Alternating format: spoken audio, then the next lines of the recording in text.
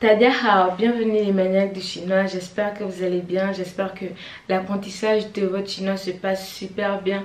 Comme vous l'avez vu dans le titre de cette vidéo, aujourd'hui nous allons parler des 7 raisons pour lesquelles vous devriez absolument venir faire vos études en Chine. Mais avant de continuer, n'oubliez surtout pas de télécharger mon guide des 8 règles de grammaire que vous devriez absolument connaître lorsque vous apprenez le chinois. Je vais vous laisser le lien juste en bas dans la barre de description. Vous pouvez le télécharger, il est totalement gratuit. Et aussi, avant de continuer, n'oubliez surtout pas de vous abonner, de laisser vos sujets de vidéo juste en bas dans les commentaires. Laissez aussi vos questions juste en bas dans les commentaires. Et donc, la première raison pour laquelle vous devez venir apprendre en Chine, c'est le système éducatif chinois. Donc, la Chine fait partie de l'un des pays au monde à avoir les meilleures universités. Déjà dans le top 100 des universités au monde, il y a plusieurs universités chinoises et aussi le système éducatif chinois est très bon selon moi parce que j'ai déjà fait 2 universités ici en Chine. Donc, je peux quand même déjà avoir une certaine expérience pour vous dire que ça va. Les universités sont très bonnes, surtout les professeurs, la manière dont les professeurs nous enseignent, ils sont vraiment là pour nous. Si vous posez une question à un professeur chinois, il est là pour vous, il vous répond toujours et ils sont très actifs au moment de vous répondre. Surtout si vous avez un problème, n'hésitez pas à poser des questions.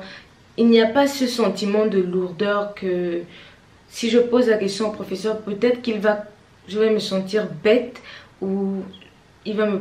Voilà, vous voyez un peu ce que je veux dire. Il n'y a pas ça ici en Chine, ou encore je ne me suis pas encore sentie dans ça ici en Chine. J'ai eu plusieurs professeurs chinois et je me suis sentie toujours totalement free, comment dire ça, totalement libre en fait de poser les questions dont j'ai envie, toutes les questions dont j'ai envie à un professeur chinois sans me sentir nulle, sans sentir que je suis bête ou que je ne devrais pas poser cette question-là.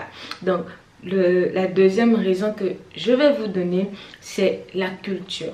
Je vous assure que si vous venez en Chine ou pour un voyage ou pour les études, la culture chinoise est... Je ne sais pas s'il y a un autre pays qui a une telle culture, ou bien peut-être la culture asiatique, mais la culture chinoise, elle est tellement différente. Pour certaines personnes qui ne sont pas habituées à un changement brusque, vous allez vraiment être brusqué parce que déjà, les Chinois sont très nombreux. Vraiment, ils sont très nombreux. Mais j'ai déjà posé une question un jour à une amie, je crois 2 amis chinois. Est-ce que vous ne trouvez pas que vous êtes nombreux? Elle me dit non, je n'ai jamais senti que nous sommes nombreux.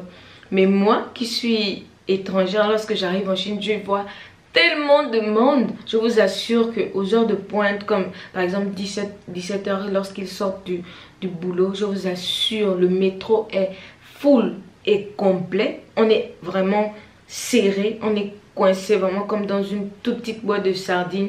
Mais lorsque je pose la question à mon amie chinoise, elle me dit non, je crois pas que nous sommes nombreux, ça va. Elle ne s'est jamais sentie elle de trop ou qu'elles sentent qu'ils sont de trop en fait. Donc c'est ça. Et cette culture là, c'est dans tout. Vous allez vous rendre compte que tout est différent. La cuisine chinoise est différente. Quand vous allez la goûter, vous allez vous rendre compte que elle est totalement différente de la culture, c'est pas européenne, africaine, c'est vraiment un autre monde. On sent vraiment que on est sorti vraiment des autres continents et qu'on est arrivé vraiment dans un continent à part entière. C'est-à-dire que tout ce que vous allez voir, vous allez apprendre tous les jours. Tous les jours, vous allez apprendre.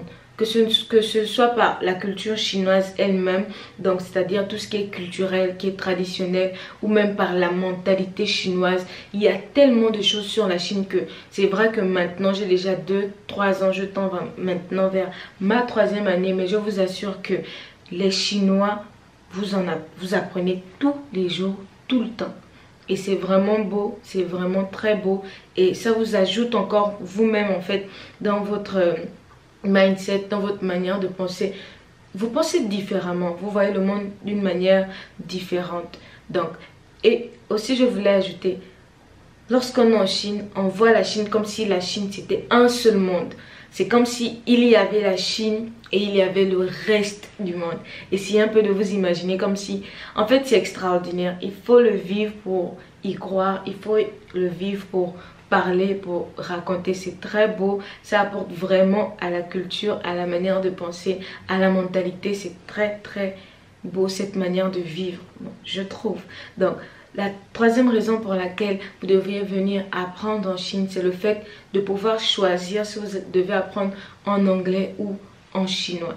Donc, vous avez le choix parce qu'il y a des universités qui proposent des formations en anglais et il y a des universités qui proposent des formations en chinois. Et même là-dedans, il y a aussi des universités qui sont complètement en anglais où toutes les spécialités sont en anglais. Donc ça dépend de vous, de ce que vous voulez faire, de la spécialité, de l'université, de la ville. Tout dépend vraiment de vous. Vous avez le choix vraiment de voir ce qu'il vous plaît et ce qui ne vous plaît pas. Et la quatrième raison que je vais vous donner encore aujourd'hui, c'est la facilité d'avoir des bourses scolaires. J'ai déjà fait une vidéo sur comment financer ces études ou vos études en Chine. Je vous ai tout expliqué sur les bourses chinoises, comment ça fonctionne, quels sont les types de bourses chinoises. Et je vous avais posé la question, est-ce que vous connaissez un pays qui a plus de bourses que la Chine? Bon, en tout cas, moi, jusqu'à présent, je n'ai pas encore trouvé. Et si vous n'avez pas encore vu cette vidéo, je vais vous mettre le lien juste là en haut. Allez-y, regardez cette vidéo, elle va beaucoup vous aider, elle va beaucoup vous apporter. Ça, c'était pour la quatrième raison. Et donc, la cinquième raison que je vais vous donner, c'est la sécurité. Je ne sais pas, mais en Chine, il y a beaucoup de sécurité. La Chine est tellement sécurisée que vous pouvez même sortir à 3 h du matin, à 4 h du matin.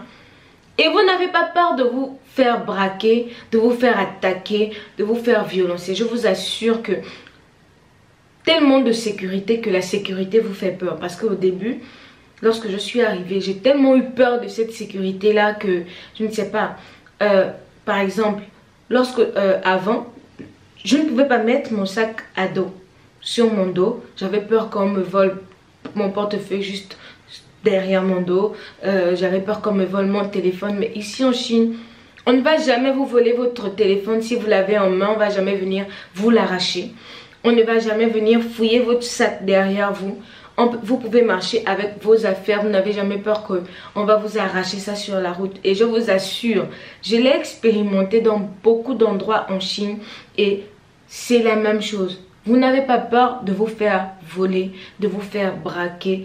C'est-à-dire, comme je le disais, trop de sécurité. À un moment donné, vous avez même peur en fait. Mais après, vous finissez par vous habituer. Vous n'avez pas peur quand vous vole dans le métro. Vous n'avez pas peur quand vous braque. Vous n'avez pas peur quand vous violence. Je ne dis pas qu'il n'y a pas de violence. C'est-à-dire que la violence n'existe complètement pas. C'est pas ce que je suis en train de dire. Je suis simplement en train de dire que s'il y a du mal, si le mal existe, je sais qu'il existe. Il n'est pas flagrant.